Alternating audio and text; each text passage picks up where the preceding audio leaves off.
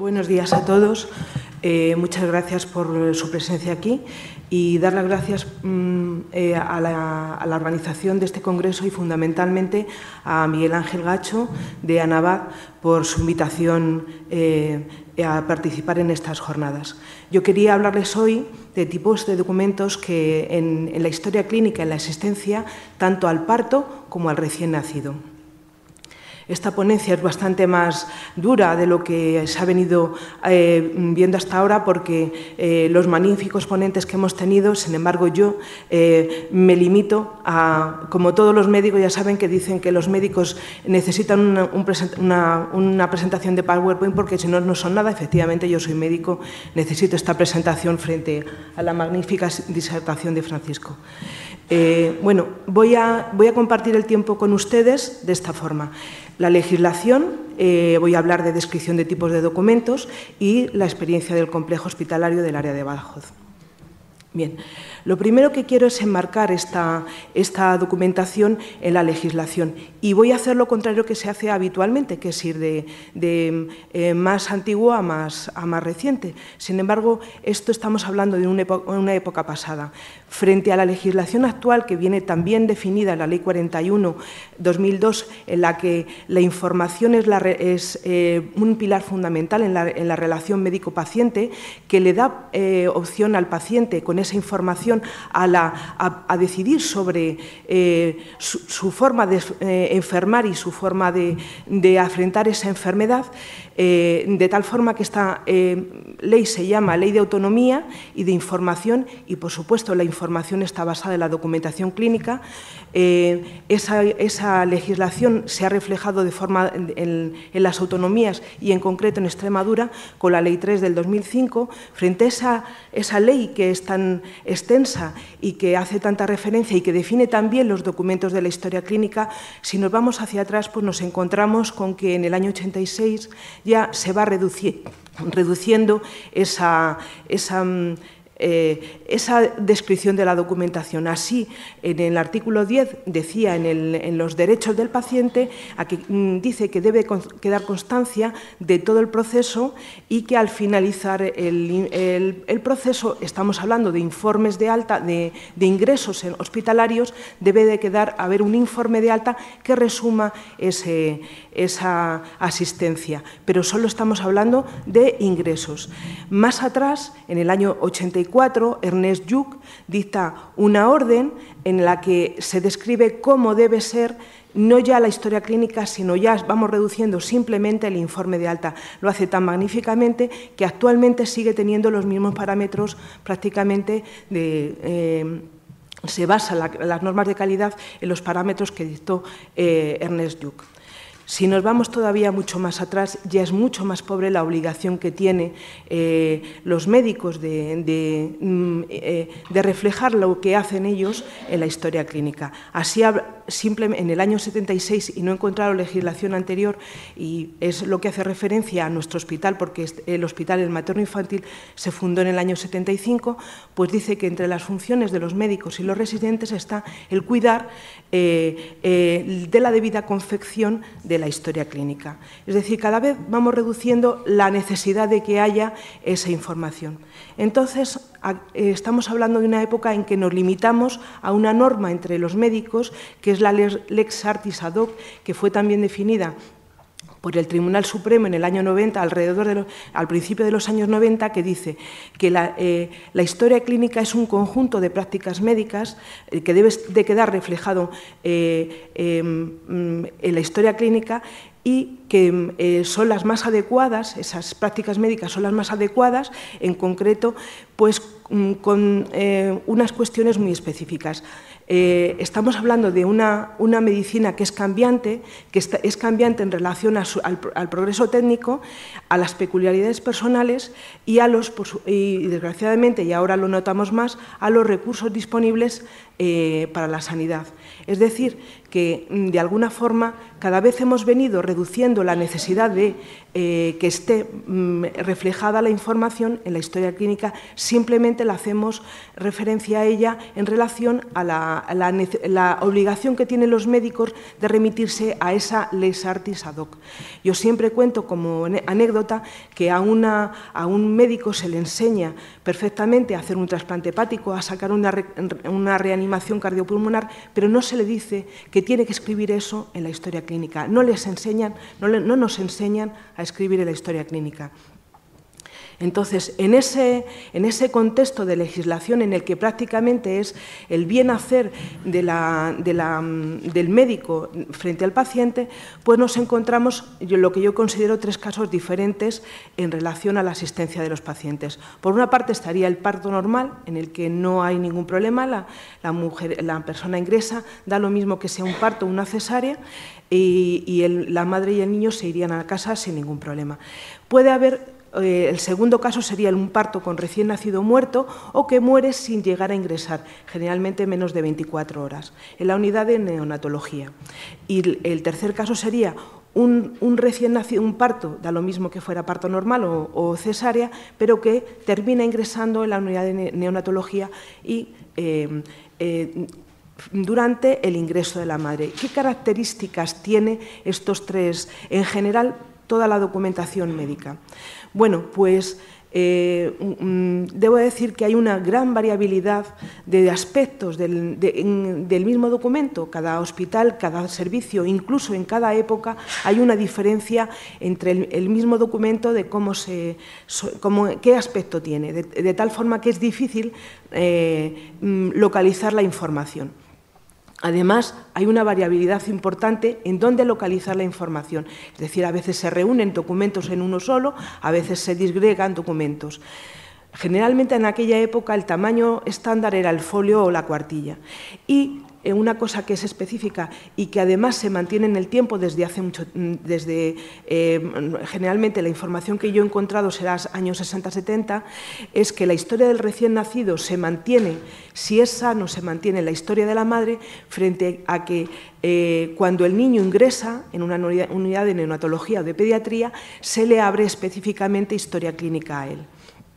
Además, hay otra cosa, y es que, como bien ha apuntado Francisco anteriormente, la mayoría de los partos de aquella época se producían en las casas, frente a ahora que es lo habitual que se produzcan en el entorno hospitalario. Por tanto, esa asistencia que habitualmente se hacía, un leve seguimiento y habitualmente, ya les digo, que era más frecuente los partos en casa, pues efectivamente dentro del seguimiento del embarazo no existe en la historia clínica, que sería lo habitual actualmente. Bueno, pues vamos a referirnos en primer lugar al parto con un parto normal. Bueno, este sería yo les quiero describir aquí este documento por si en un momento dado alguien necesita localizar esta información. Esto es lo que debería de contener las historias clínicas, lo más frecuente que yo he encontrado dentro de las historias clínicas del sitio donde yo trabajo. Aquí tenemos una hoja que sería prácticamente administrativa con la identificación del paciente y la forma de contactar con el paciente o con su familia en el momento por determinadas necesidades. Es un documento que lo genera el servicio de admisión y es un documento fundamentalmente administrativo, no hay datos clínicos.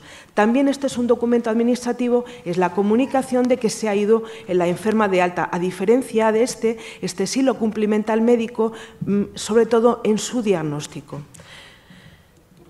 Nos da también una idea de la fecha de alta del ingreso y del alta del enfermo. Esta sería la cara posterior en el que hay unas instrucciones de cumplimentación y de definiciones, entre ellas lo que se considera un recién nacido sano. Bien, el P10, seguro que todos hemos tenido en mano este documento que ha sido muy utilizado, es un documento multifunción, servía para hacer la historia clínica, puede estar perfectamente la historia clínica ahí, es un documento de comunicación entre médicos para saber el seguimiento de un enfermo, también puede servir para darle al enfermo el tratamiento que debe tener, incluso es un informe de alta, puede estar ahí. De hecho, en la parte posterior se ve que incluso hace unas recomendaciones de cumplimentación en relación al informe de alta. También puede ser un ingreso servir para ingresar, también puede servir para un transporte sanitario. Bien, esto es la historia de anamnesis. En teoría le llaman historia obstétrica, pero realmente se llama anamnesis obstétrica. Cuando estamos dentro de los documentos de la historia clínica, cuando habla de historia, generalmente hace referencia a anamnesis. Anamnesis es, en griego, un recordatorio, es lo que el médico le pregunta al paciente para ver en qué contexto se está moviendo el paciente. Habla de síntomas, es lo que refiere el enfermo y se refleja aquí en esta anamnesis obstétrica. Finalmente termina recogiendo cuál es la situación del embarazo actual. Esta hoja puede ir unida o no a la del examen de la embarazada. El examen hace referencia a la exploración, ya son signos, lo que el médico ve y que es objetivable. Bien, también es un médico el que rellena esta hoja. Bueno, esto sería un documento de parto, es la evolución, cómo se ha ido reseñando cuál ha sido la evolución del parto. Bien, esta es a doble cara, ya les digo que es el desarrollo del parto, está recogido por el médico y es un documento muy sencillo. Al final termina haciendo un resumen de qué es lo que ha sucedido, cuál ha sido el resultado final del parto. Pues bien, un parto instrumentado. Hay dos opciones de ver este documento que es muy sencillo frente a este documento que es mucho más, es el mismo documento pero es mucho más complicado, es una evolución posterior del documento en el que incluso hay una gráfica que es el partograma con dos datos que es el estado de la dilatación de la parturienta y cómo va bajando el niño en los planos de Hoche la cabeza a través del canal del parto. También termina un resultado final del parto, cómo se ha desarrollado el parto, si ha sido un parto instrumentado o si ha sido, cuál ha sido la duración, si ha tenido episiotomía. Bien, en el caso de que hubiera una cesárea, estaría la hoja de anestesia y la hoja del protocolo quirúrgico, que es una descripción tanto del proceso anestésico como de lo que es el proceso de la cesárea, que viene recogido está relleno tanto por el anestesista como por el cirujano, por el ginecólogo en este caso. Y aquí tenemos la hoja de evolución médica, esto es la información que da el médico a lo largo del tiempo en que la paciente está ingresada. Generalmente es una notación diaria, salvo que surjan complicaciones en el tiempo en que está la paciente ingresada y en ese caso sería el médico de guardia el que debería hacer una anotación con su hora de atención. Todos estos son documentos médicos. El tratamiento médico, hoja de tratamiento, aunque realmente es una hoja de órdenes terapéuticas. Estas órdenes están dadas para que las ejecute generalmente la enfermería. Y también generalmente suele tener una anotación diaria. Vamos a pasar ahora a los documentos de enfermería. Generalmente los documentos médicos tienen un espejo en la hoja de enfermería. Es importante porque cada uno tiene un valor. De hecho, cuando nosotros queremos ver si a un paciente ha tenido una reacción alérgica a un medicamento, la hoja de tratamiento de órdenes terapéuticas del médico es importante, pero sí que es más importante la de enfermería. ¿Por qué? Porque se dice si realmente se aplicó ese medicamento y qué resultado ha tenido. Entonces, estamos hablando, ya les digo que son las gráficas de enfermería en las que se recoge es una representación gráfica de las constantes vitales del paciente, dependiendo de en qué situación, de en qué época se recogen más o menos constantes o se disgrega la información, porque en este caso aquí podemos ver en la parte de abajo, podemos ver incluso la evolución de enfermería de la paciente. Esto sería una hoja de combinación con las anotaciones diarias. Y aquí estaríamos hablando de la aplicación terapéutica, la que ya les digo que sería más razonable para consultar si efectivamente finalizó dándole la aplicación terapéutica que dictaba el médico. Bien, pruebas complementarias actualmente, pues no entendemos un parto sin el registro cardiotocográfico y una ecografía. Sin embargo, en la época en que estamos hablando no había ecógrafos ni había registro de monitores, lo que llaman habitualmente registro de monitores. Prácticamente se limitaba a una analítica y a la recogida del grupo sanguíneo para evitar problemas durante el parto y en partos posteriores. Bien, si estamos hablando de la historia del recién nacido que queda englobada en la historia de la madre, estamos hablando de la anamnesis del recién nacido mucho más extensa quizá que la historia de la embarazada, estamos hablando de lo mismo, de un recordatorio de lo que ha pasado en torno seguramente al parto, lo que ha sucedido en época próxima al parto y quizá al embarazo. También puede incluir la exploración. Posteriormente sería una gráfica, simplemente se incluye a título informativo de cómo va evolucionando el niño que no está ingresado, que no precisa ingreso. Actualmente diferenciamos muy bien porque que un niño no ingresa porque se queda al lado de la madre. Esto es porque se dieron cuenta de que el tener a los niños en el nido no quiere decir un ingreso, sino que simplemente recogían a los niños en una zona para que la madre en el seguimiento posterior del parto descansase y solamente se le ofrecía al niño cuando necesitaba comer. En este caso se dieron cuenta de que las infecciones eran generalizadas y que por ese caso había más muertes perinatales. Entonces en ese caso se decidió que los niños iban a estar al lado de la madre durante todo el ingreso. Entonces, este sería el seguimiento normal y esto concluiría el episodio de alta, el episodio de hospitalización, con un informe de alta muy escaso y ahí que terminaría la información de un parto normal. En el caso de que estamos hablando de que un niño haya muerto, pues diferenciamos estos tres tipos de casos. Parece que el primer caso sería un feto no viable, en tanto que el aborto sería un feto que podría ser viable. Las características de la documentación es similar a lo anterior. La historia clínica permanece en la historia de la madre, sigue estando ahí dentro, en la historia de la madre, y podría incluso estar una hoja de autopsia, que es muy infrecuente y, por supuesto, no es lo habitual una hoja de autorización de autopsia, pero yo he encontrado algunos casos de estos. El contenido de la documentación, en este caso la hoja de parto, referiría a una situación anormal, unos forces, un vacuum, un líquido teñido, un sufrimiento fetal, y en la exploración del recién nacido el APGAR sería patológico. Además, podría haber una descripción del recién nacido con anomalías y podría estar ahí una descripción de complicaciones después del parto. Esto sería una hoja de anatomía patológica. En el caso de que el recién nacido precise un ingreso, en este caso se le abre a él directamente ya una historia, ya no está la información en la historia de la madre y sería una historia similar.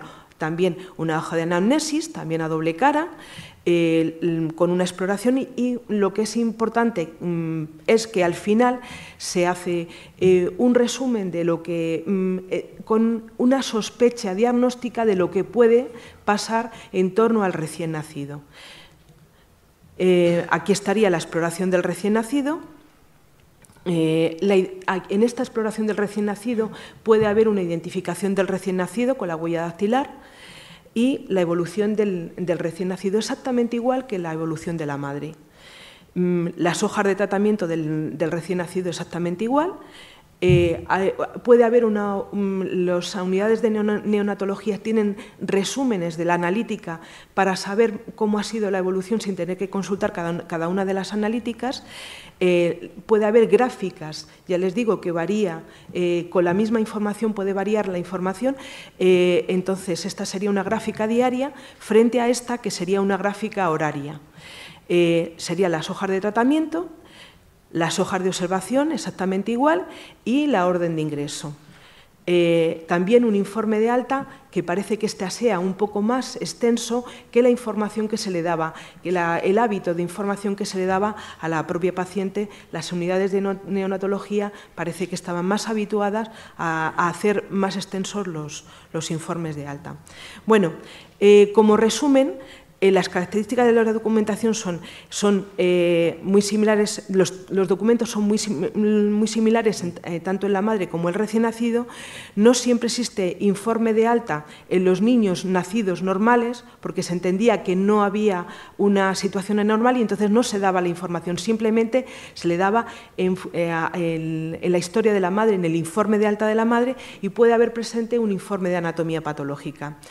Desde nuestra experiencia, desde el complejo hospitalario de Badajoz, que incluye el materno infantil, que se fundó en el año 95, se recogen en la base de datos de solicitudes de documentación clínica información desde el año 2009. Tenemos 1.400 solicitudes en el año 2009, en total tenemos 9.698 documentos, solicitudes de documentación clínica desde el año 2009 al 2013. Las solicitudes de parto y recién nacido suponen un 60%, que en global serían un 0,62%, aunque parece que estaría en torno más parecido a un 0,75-79% si estamos viendo los últimos años. Estamos en torno a los 17 solicitudes de documentación de información referentes a niños desde el año 75 hasta el año 93, que fue cuando decidimos hacer el punto de corte. Bien, no podemos diferenciar, ¿quién solicita esta información? El paciente, en un 68% de los casos, no podemos diferenciar porque cuando lo solicita otra persona la base de datos no nos permite llegar hasta esa definición, y estamos hablando de otros y en torno a al 15%. Familiares, juzgado y la inspección médica que instruyó un caso. A veces el juzgado, en este caso, pidió 2 veces la misma historia. Bien, las solicitudes en general, la solicitud se hace de una forma ambigua, entonces no podemos saber si estamos refiriéndonos a estos casos, a los casos de niños perdidos. Lo que sí tenemos muy claro es que tiene un componente emocional. Cuando viene el paciente a pedir la documentación o el familiar, tiene un componente emocional muy importante. Desconoce dónde dirigir la solicitud y hemos tenido casos en los que no iba dirigidos contra nosotros, perdón, a nosotros. En este caso, sí, es que nosotros hablamos hablar contra el sistema informático. A veces también tengo ese lapsus. El 10% de los casos será una solicitud anterior a 75 que nosotros no tenemos, y un 1,6 en un caso la documentación se había destruido. Y hay una cosa que es una máxima: si no está en un fichero informatizado, porque nosotros desde el año 90 se informatizó toda la información en el hospital, no tenemos referencia de esa información. Es casi un estándar en todos los hospitales del antiguo InSalud. Además, como he referido, hay una gran variabilidad de tipos, formatos, información en todos los documentos. Hay una gran variabilidad incluso en el tiempo. El mismo documento puede variar de una forma considerable en el tiempo, lo que dificulta localizar la información que queremos, que estamos requiriendo de la historia clínica. Además, hay una imposibilidad de saber quién ha realizado las anotaciones. El churrito que habitualmente hacen los médicos al hacer la anotación en la historia nos impide saber quién ha realizado esa anotación. Además, hay una información redundante, se repite mucho la información y a veces puede haber una discrepancia en esa información. Hay una carencia de información. Ya les digo que los médicos habitualmente y el personal de enfermería no está habituado a registrar esa información. Hay una escasez de medios técnicos, entonces nos requieren ecografías del año 70 y en el año 70 no había ecógrafos, y además, si se han dado cuenta, hay un número elevado de documentos que están encaminados a la gestión frente a la clínica. Y, por supuesto, en muchos casos, y debido a la escasez de espacio en los archivos clínicos, en los que se prima la asistencia frente a la documentación, a la recuperación de esa información tan importante, se han destruido información que es intrascendente para estos casos y para cualquier otro. Errores comunes a la hora de solicitar la documentación clínica. No acreditar la identificación para poder acceder a la información. Dense cuenta de que son datos de salud que están especialmente protegidos por la Ley Orgánica de Protección de Datos, y una cosa que es muy frecuente y que es que no solicitar la historia clínica separada de la historia de la madre. Generalmente, si es un recién nacido patológico, pues debe de estar fuera de la historia clínica de la madre. Entonces, ¿cómo podemos solicitar la historia clínica de un niño? Pues de esta forma. Primero, apellidos con la denominación de recién nacido, porque habitualmente la madre todavía no ha decidido cuál es el nombre del niño, o bien hijo de, y el nombre de la madre. Un error también que es muy común es que nos solicitan el certificado de nacimiento. El certificado de nacimiento no es un documento de la historia clínica, sino que es un documento de comunicación entre el médico y el registro civil, y que sirve puede estar firmado por el médico o la matrona. El destinatario es el registro civil y la finalidad es la inscripción en el registro civil y hay fines estadísticos. Pasa lo mismo con los certificados de función. Es muy habitual que nos pidan los certificados de función o de alumbramiento de criaturas abortivas. No son documentos de la historia clínica, tienen las mismas cuestiones, la única diferencia es que en este caso sirve para inhumar el cadáver. Ya les digo que eso quedaría reflejado únicamente en los informes de alta que emiten y que tienen la obligación desde el año 84, así lo dijo Ernest Lluch en la orden ministerial, de emitir esta información. Y bueno, yo aquí he concluido. Muchas gracias por su presencia.